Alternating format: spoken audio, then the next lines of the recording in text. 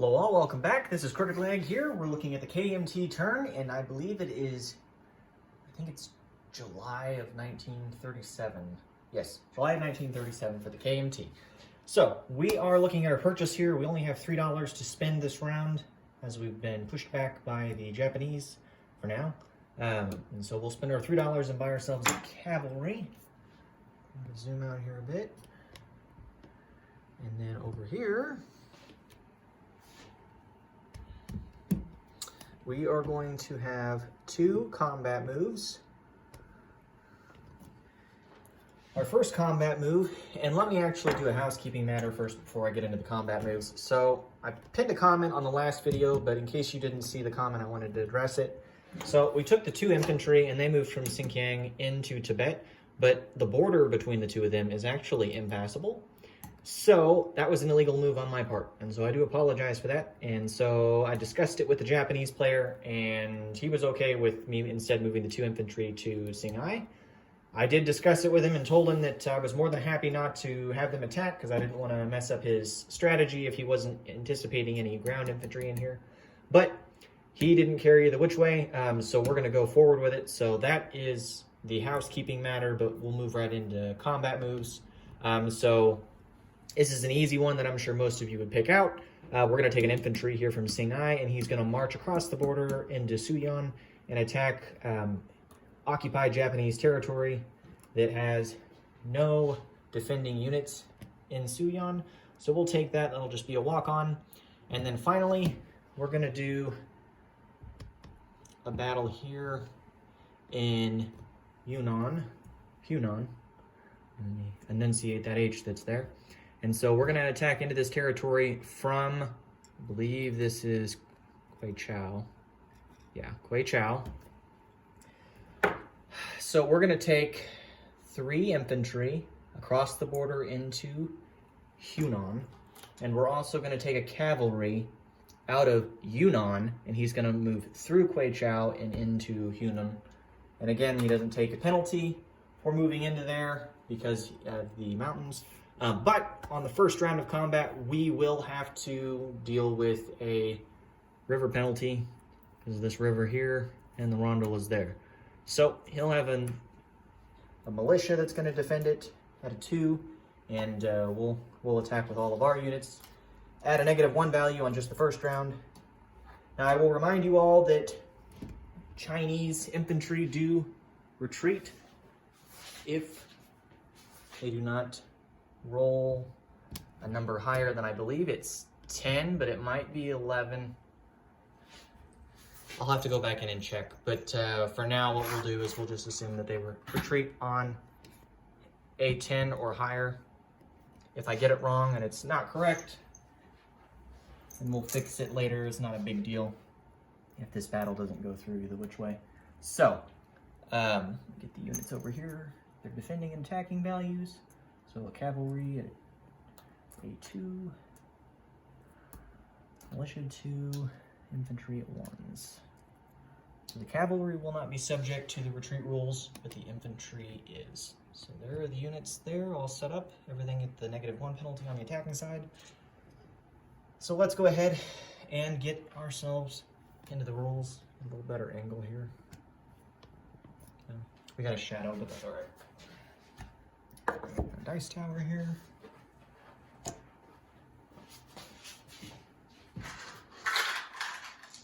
Okay, so we have 3 at 1s, and again, if we get a 10 or higher, they'll retreat back into Kweichow. So we got an 11 and a 10, so 2 of them will retreat on the first round. Cowards. And then the other one misses. You got a 2. Normally that'd be a hit, but we missed. So, and then we'll roll for the cavalry. Yeah, that's a leaner. Roll again. Well, you got a 3, so that's a miss as well. Okay. Now for the militia, defending at a 2. If he gets a return hit, and he got a 2, so we'll lose the infantry that's going in there. The other 2 retreated back, so we're down to just a cavalry versus the infantry. All right, let's see if we can pull this out of the bag. So our cavalry will go up to a 3. His militia still at a 2. So cavalry at a 3. We got a 7, so that's a miss. And then the militia at a 2. Got a 5, so that is a miss. Make sure you can see that down there. 5. All right, rolling again with the cavalry. Hey, we got a 3. So that is a hit. So if he doesn't get a hit here, then we will assume control of the territory. And he got a 9. See that there? Okay. So, with that said, he loses the cavalry and the territory. We lost an infantry. And we'll take the territory with the cavalry. 2 of our infantry retreated back across the border. So, back over here. Okay. The liberation has begun. Not that it will last very long, but I'm sure my Japanese counterpart will come right back in, guns a-blazing, and take it back. So, but, okay. All right. So we'll have to adjust the Japanese for $2 with that. KMT will go up by $2, plus the $1 for Suyon. But we'll get into that here in a second. We've got some non-combat to do. So, our first set of non-combat. We have an infantry here in Singhai, as you can see. But we're going to bring the mountain infantry from Sinkang into Singhai. So there he is. And then we're going to bring the other mountain infantry from, shoot. Oh, the joys of infantry on ships. Okay, Szechuan. So mountain infantry from Szechuan is going to walk across the border and come in here to Singhai as well. So we're up to 2 mountain infantry. And then we have 5 infantry in total here in Szechuan, or however you want to pronounce it. And we're going to take, out of there, we're going to take 2. No, I better do 3. We'll do 3 infantry. They're going to come across the border. And then the other 2 infantry that are there in Szechuan are going to vacate Szechuan, and I'm going to march them down into Kweichow. So we'll go up by 2 infantry down there. So let me chip these infantry out that are here. So that'll go up to 5 infantry in total there. Okay. There's 4 chips and an infantry token. So make sure you can see this all okay here. So there's where we're at currently. Gonna remove that token out of the way. Get these 2 tokens out of the way. Okay. Hopefully you can see this okay here. So, as it sits, we still have 2 infantry and then all of our militia along with a mountain infantry, an artillery, and a cavalry in Yunnan. So, what we're going to do is the cavalry from Kweichow, or from Yunnan, is going to come into Kweichow. We're also going to bring the artillery in.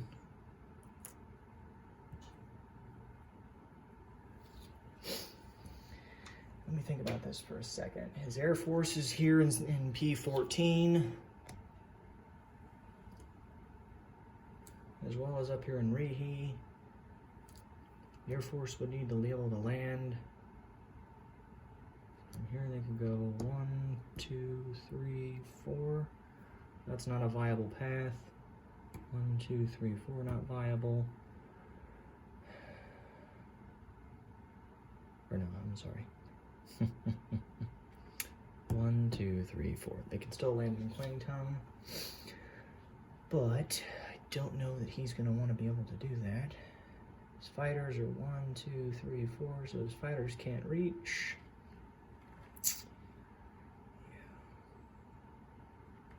That's what we'll do. We'll set it up that way. We're going to leave the remaining units here in Yunnan just to be on the safe side. Okay. All right.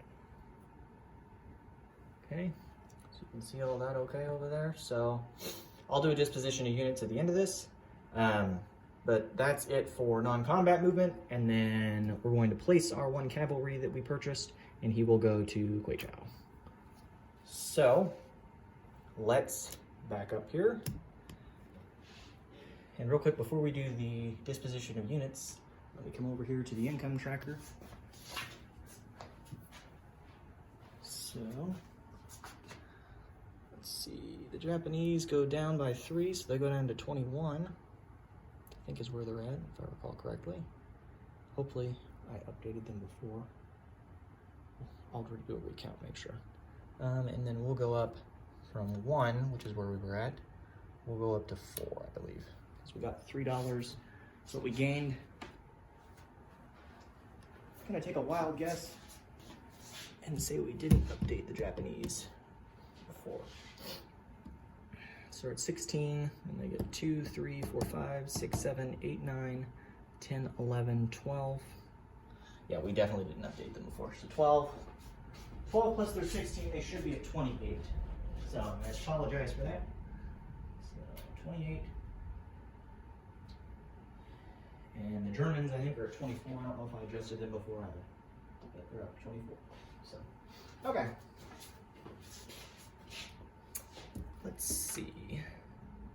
Okay, so let's do a disposition of units here.